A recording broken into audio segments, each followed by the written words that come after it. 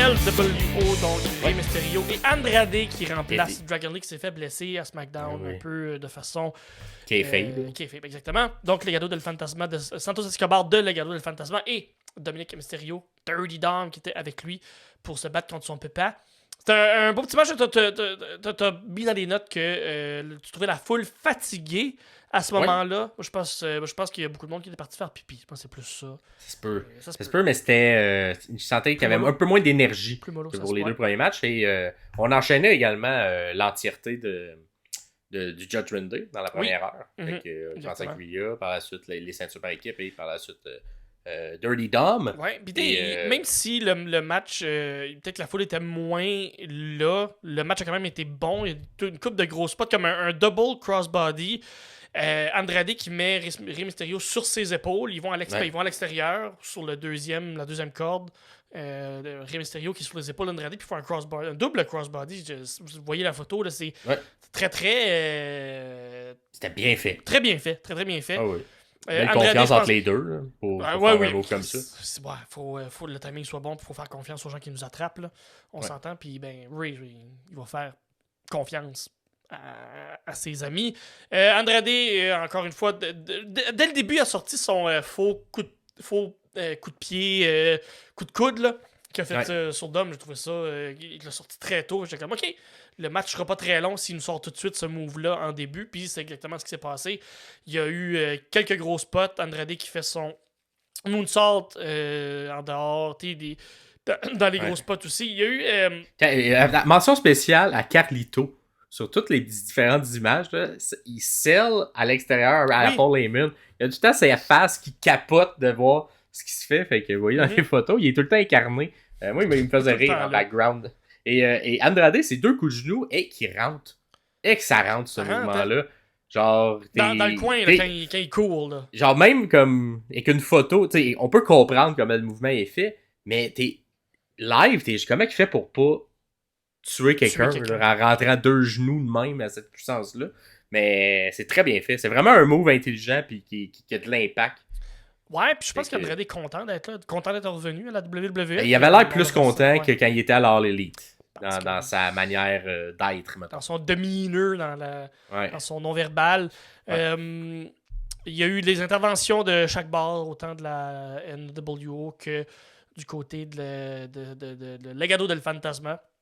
C'est un peu gimmicky, un peu tout le monde qui fait un peu sur tout le monde. Mais un autre beau spot, là, on a vu quelques fois déjà, là, ça commence à être de moins en moins impressionnant. C'est Joachim Wild là, qui se fait faire un genre de slingshot sur les cordes puis qui revole dans l'allée d'entrée. Tu dis moins impressionnant, mais en même temps, moi si je suis là live puis je suis comme sur ce côté-là, je veux le voir, là, parce que c'est comme, il va loin. Il va très vraiment, loin. C'est comme un peu le mouvement que Ricochet ou que Evan Bourne ou Matt Sydal avait. C'est tout le temps le même mouvement, mais t'es comme... Je veux le voir, si je suis là live, je veux pas qu'on me le fasse pas. Fait que moi, j'étais content qu'il le fasse quand même. À chaque fois que ces gens-là devraient faire ce mouvement-là, si vous avez une chance, parce que... Et qu'ils sautent loin. Joachim Wild en slingshot. Ah oui. Oui, ça reste impressionnant. C'est juste que j'aurais même mieux le voir une fois ou 2 mois qu'une fois ou 2 semaines, ce move-là. C'est plus ça que je dis. Je vais te laisser parler de l'intervention puis la fin du match, parce que moi, ces gens-là, je les connais pas. Tu connais pas? Ben là, tu sais, on a presque eu une bonne prédiction, parce que dans notre preview, on a dit qu'il allait peut-être avoir Taylor Swift. Il y a eu le beau-frère de Taylor Swift.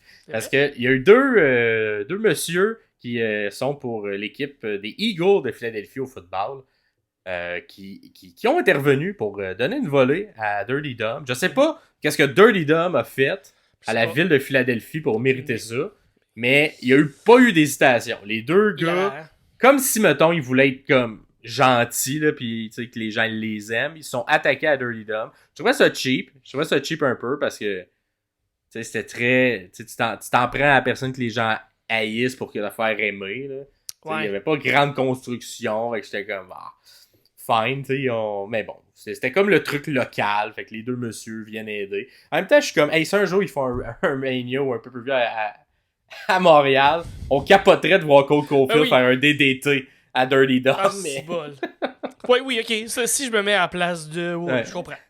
Fait que c'est ça. C'est Jason Kelce, qui est le beau-frère, qui est le frère de Travis Kelce et le beau-frère de Taylor Swift. Et ici, il y a Lane Johnson, que je connaissais pas, mais c'est deux gros monsieur de ligne à l'attaque ou défensive qui jouent au football. Deux gros monsieur, c'est le cas de le dire. Ils étaient présents, ils étaient là. Et puis moi, sur le coup, j'étais comme, hey, c'est-tu des lutteurs que je connais pas? Puis là, je comprenais pas vu qu'ils intervenaient pour les gentils. Fait que j'étais comme, c'est quoi, qu'est-ce qui se passe? C'est qui ces nouveaux membres de la LWO? Finalement, non. Mais il était pas très latino, World Order. Non, pas très. Il est très joueur de football blanc. Très caucasien, World Order. Ouais, qui est finalement le New World Order déjà. Et ils ont aidé à le Latino World Order de gagner contre les cadeaux de Fantasma. Il n'y a pas eu de turn, il n'y a pas eu rien de ça. Ça a été gagné de façon pas clean, mais de façon